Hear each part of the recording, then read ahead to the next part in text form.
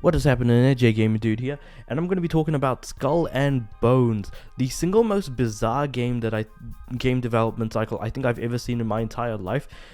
In saying that, I never really followed Duke Nukem Forever that much, and stuff like Kingdom Hearts 3, Shenmue 3, and also Final Fantasy 15.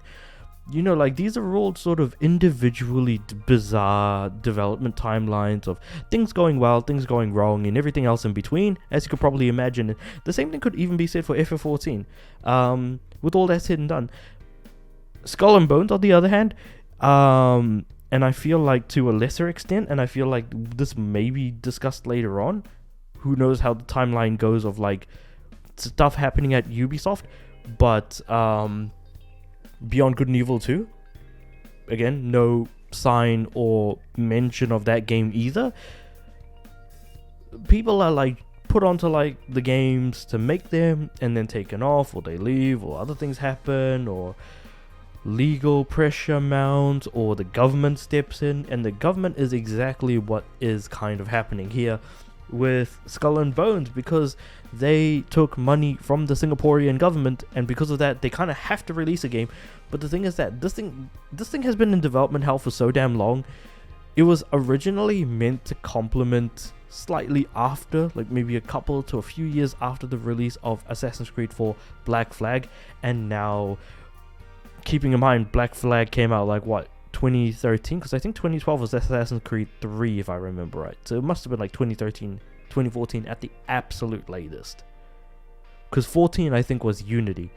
And so now we've got Skull and Bones that was meant to complement the sort of seafaring aspect, because people love the ship aspects, and that's why they chuck them into every Assassin's Creed game, except that now it doesn't feel like it's worth it, or it just doesn't capture the enjoyment of going out into the open seas with your crew, singing shanties, and just being an overall pirate.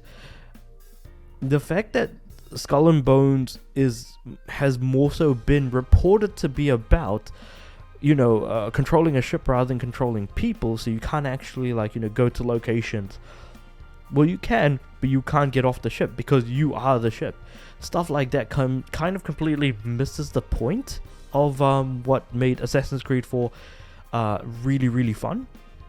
And now, this thing has been developing and cooking for so damn long that I feel like they really just need to stop cooking and just release it. And it seems like there was also it seems like things aren't great for it, because there was a closed beta recently and people were invited to play, and it seems like the general consensus is it's either okay or it's not good. No one is actually saying that it is going to be good. None that have been reported, at least, but we just never know. Maybe people can have some fun with it, but it definitely is going to be no, and I can't believe I'm about to say this, it's no what's Microsoft's game again called? Pirate game that I can't remember off the top of my head. Anyway, whatever their game was, made by Rare.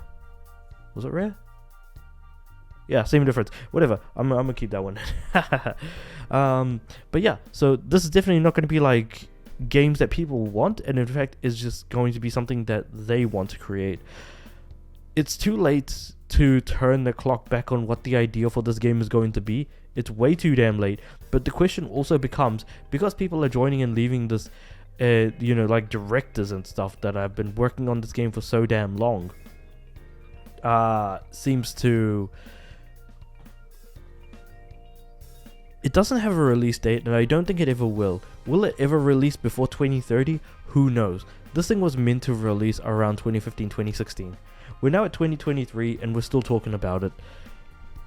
I think this is about to encapsulate...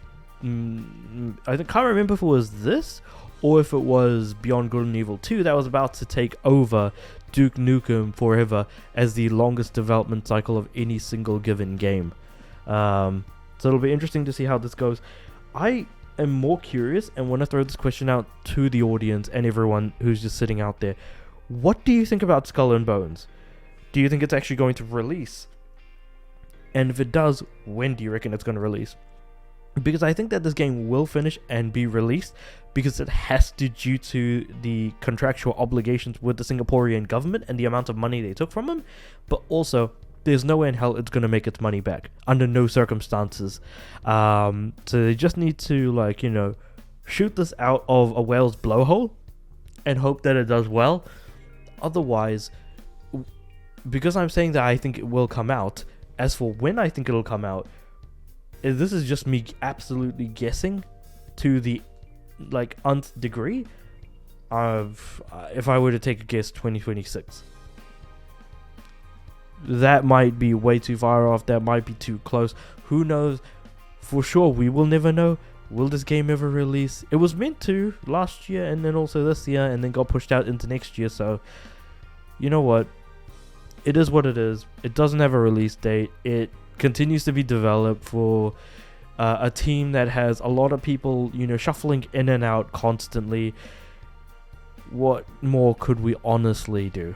So with all that said and done, let me know what you guys thought about Skull and Bones, the developments thus far, about people leaving the team, especially high-ranking folks, how long it's been in development for. Do you reckon it's actually going to pass Duke Nukem Forever for its sort of 16-year development cycle? I think Duke Nukem was 16 because it came out 2011. Yeah, 16-year development cycle. Yeah, just chuck that all into the comments below. Like this video if you liked it, and subscribe to the channel. I'd like my videos to go out to more people, and I'm also aiming to get 100 subs by the end of the year. And as a daily uploader, I'm sure you'll get like a video every single day from me. With that being said and done, I will see you guys tomorrow.